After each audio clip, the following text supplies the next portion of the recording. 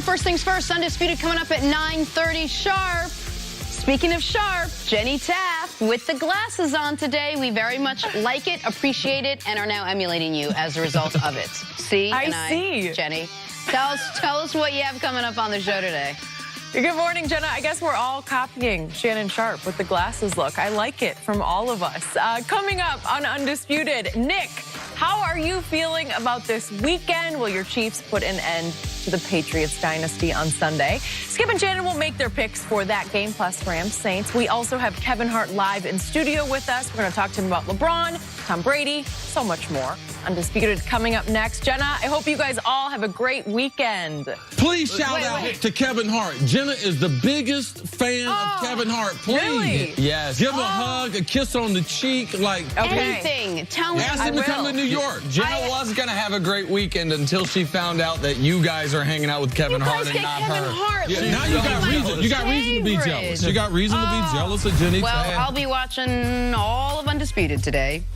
Thank you very much, Jenny. Time now for Say What? Marcus Peters will be looking to lock up Michael Thomas in that potent Saints offense this week. He had an interesting exchange with a reporter yesterday. Say what? How would you evaluate your season? I think we ain't done yet. But you personally? I think we ain't done yet. Marcus. He just seems so Marcus chippy. Peters walks around with a little chip on his shoulder. Little chippy. I have from an NFL source who was thinking about drafting Marcus Peters that he walks into the pre-draft interview, leans back in his chair, and before they can even say anything, says to him, I just got to let you guys know, if y'all don't draft me, somebody going to draft me, so I'm not really too worried about it. That's who Marcus Peters is, man. Straight Oakland. Oakland, California. Yeah. Mr. Peters. Playing great from week 10 to now since he's gotten over that injury. I know we'll talk about that in a bit. He's been mentored by Marshawn Lynch as far as the media. Clearly. You can kind of see the training. Yeah. Back to the AFC now. Pats heading to Kansas City for their 8th straight AFC title game. Two great teams, two great coaches, but the most anticipated matchup in this one is between two great quarterbacks. One in his first year as a starter, the probable MVP in Patrick Mahomes. The other, arguably the best to ever play the game in Tom Brady, playing for the right to go to his 9th Super Bowl. Both quarterbacks spoke about the importance of this game. We got one game guaranteed this Sunday, but nothing beyond that. So, whatever we got, it's just the best that we got, and it's that's how it should be in these games. Playing against the Patriots, who are in the AFC Championship game every single year of my entire life, pretty much. And so it's definitely a huge game. We're excited for the opportunity, and we're glad we're getting to play, the best, and getting to compete against the best at this time of the year. Going against a team that score a lot of points, they lead the league in sacks, strip sacks. It's a good group, and I think everybody at every position has to play well. That's what championship games are all about. These aren't just handed to you on a silver platter and, here you go, here's your trip to the Super Bowl. You got to go fight them out. We've been in a lot of games that come down right to the end. And despite all those silver platters, no one knows that more than Tom Brady, that it is always a trek to get there, and it is always a difficult road to get there. See, what do you think is the key to this matchup?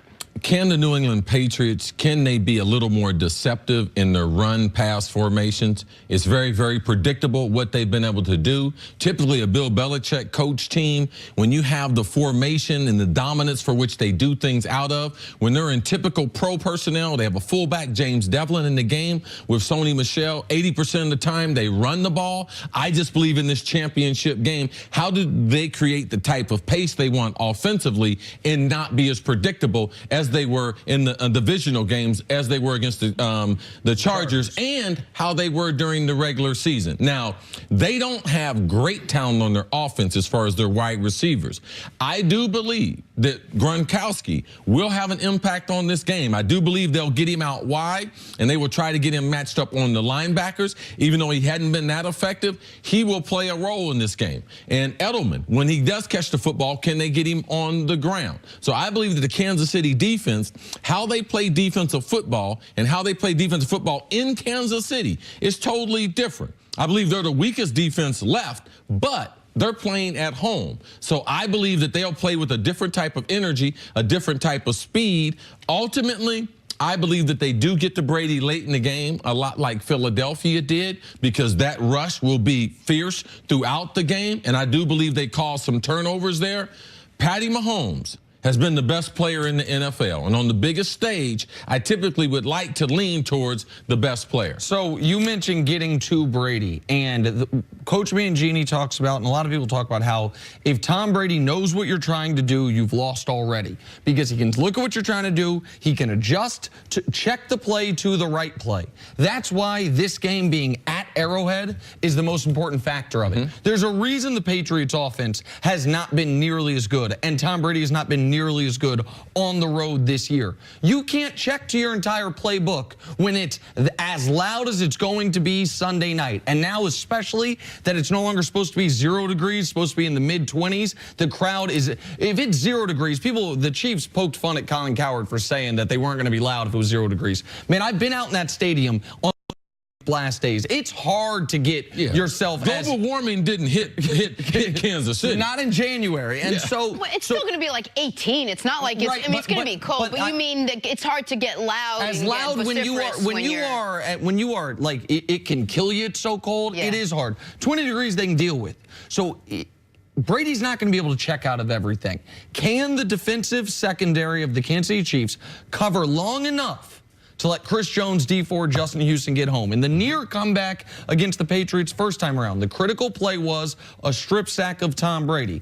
And on the flip side, can the Patriots avoid playing zone defense as much as possible?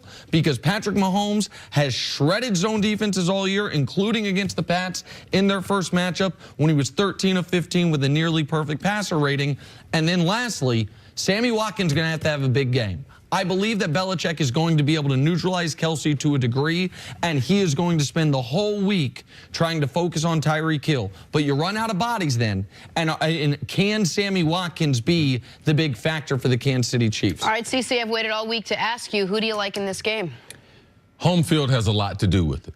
And I believe if it was going to be Arctic temperatures, I would have leaned towards the New England Patriots. They practice outdoors more so. They're more of a rugged team. And I do believe that the experience could play a factor if it was cold like that. No, it's going to be a normal Kansas City winter day. It's going to be in the 20s, about the temperature when they played Baltimore. Their offense was still effective.